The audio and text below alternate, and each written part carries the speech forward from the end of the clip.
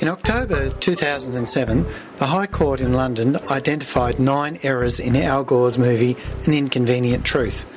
This video identifies those 9 and another 26. Gore says that a sea level rise of up to 6 metres will be caused by melting of either West Antarctica or Greenland. Though Gore does not say that the sea level rise will occur in the near future, the judge found that in the context it was clear that this is what he had meant. According to calculations based on figures in the IPCC's 2007 report, these two ice sheets between them will add a little over 6 centimetres to sea level. Gore has exaggerated the official sea level estimate by almost 100 times. Gore says low-lying inhabited Pacific coral atolls are already being inundated because of human-caused global warming, leading to the evacuation of several island populations to New Zealand. To date, there has been no evacuations of populations of islanders as suggested by Gore. The tide gauges of the National Tidal Facility of Australia show a mean annual sea level rise over the past half-century equivalent to the thickness of a human hair. In the Maldives, a study showed that sea levels were unchanged today compared with 1,250 years ago. A well-established tree very close to the Maldivian shoreline and only inches above the sea level were recently uprooted by Australian environmentalists anxious to destroy this visible proof that sea level cannot have risen very far. Gore says global warming may shut down the thermohaline circulation in the oceans, plunging Europe into an ice age. It will not.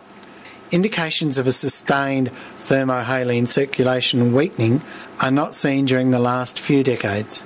Instead, a strengthening since the 1980s is observed. Gore says that in each of the last 4 interglacial warm periods, it was changes in carbon dioxide concentration that caused changes in temperature. It was the other way around. Changes in temperature preceded changes in the carbon dioxide concentration by between 800 and 2,800 years, as scientific papers, including the paper in which Gore's film had relied, had made clear. Gore says global warming has been melting the snows of Mount Kilimanjaro in Africa. It is not. The melting of the Furtwängler Glacier at the summit of the mountain began 125 years ago. More of the glacier had melted before Hemingway wrote The Snows of Mount Kilimanjaro in 1936 than afterward. Temperature at the summit never rises above freezing and is at an average of -7 Celsius. The cause of the melting is long-term climate shifts exacerbated by regional deforestation and has nothing to do with global warming. Since the temperature at the summit of Kilimanjaro remains below freezing and has not risen in 30 years, global warming is not exacerbating the stresses at the summit of Kilimanjaro. Gore says global warming dried up Lake Chad in Africa. It did not. Over-extraction of water and changing agricultural patterns dried the lake, which is also dry in 8,500 BC, 5,500 BC, 1,000 BC and 100 BC. Gore says Hurricane Katrina that devastated New Orleans in 2005 was caused by global warming. It was not. It was caused by the failure of Gore's party to heed 30 years of warnings by the Corps of Engineers that the levees, the dams that kept New Orleans dry, could not stand a direct hit by a hurricane. Katrina was only Category 3 when it struck the levees. They failed as the engineers had said they would. Gore's party, not global warming, was to blame for the consequent death and destruction.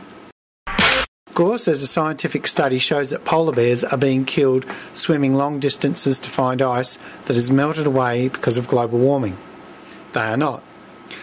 The study mentioned just 4 dead bears. They had died in an exceptional storm with high winds and waves in the Beaufort Sea. The amount of sea ice in the Beaufort Sea has grown over the past 30 years. A report for Worldwide Fund for Nature shows that polar bears have grown in number where temperature has increased and have become fewer where temperature has fallen. Polar bears survived the last interglacial period when global temperature was 5 degrees Celsius warmer than the present, and there was probably no Arctic ice cap at all. The real threat to polar bears is not global warming, but hunting. In 1940, there were just 5,000 polar bears. Now that hunting is controlled, there are 25,000. Gores says coral reefs are bleaching because of global warming. They are not. There was some bleaching in 1998, but this was caused by the exceptional El Niño southern oscillation that year. Two similar severe El Niños over the past 250 years also caused extensive bleaching. Global warming has nothing to do with it. Gore implies that the difference of just 100 parts per million in carbon dioxide concentration between an interglacial temperature maximum and an ice age temperature minimum causes a difference between a nice day and having a mile of ice above your head. It does not. Gore's implication overstates the mainstream estimate of the effect at least tenfold. In effect, Gore is saying that 100 parts per million increase can cause a temperature increase of up to 12 degrees Celsius. However, the IPCC view is that the same increase of carbon dioxide would increase temperatures less than 1.2 degrees. Gore says that Hurricane Katrina, the only hurricane ever to strike the coast of Brazil, was caused by global warming. It was not. In 2004, sea surface temperatures were cooler than normal, not warmer, but air temperatures were the coldest in 25 years. The air was so much colder than the water that it caused a heat flux from the water to the air, similar to that which fuels hurricanes in warm seas. Gore says that 2004 set a new record for the number of typhoons striking Japan. It did not. The trend in the number of typhoons and of tropical cyclones has fallen throughout the past 50 years. The trend in rainfall from cyclones has also fallen, and there's been no trend in monsoon rainfall. Gore says scientists have been giving warnings that hurricanes will get stronger because of global warming. They will not. Over the past 50 years, there's been no change in the strength of hurricanes, even though hydrocarbon use went up sixfold in the same period. Gore says insurance losses arising from large storms and other extreme weather events are increasing by implication because of global warming, but they are not. Insured losses as a percentage of the population of coastal areas in the path of hurricanes were lower in 2005 than they'd been in 1925. In 2006, a very quiet hurricane season, Lloyd's of London posted their biggest ever profit, £3.6 billion. Gore says flooding in Mumbai is increasing, by implication because of global warming. It is not.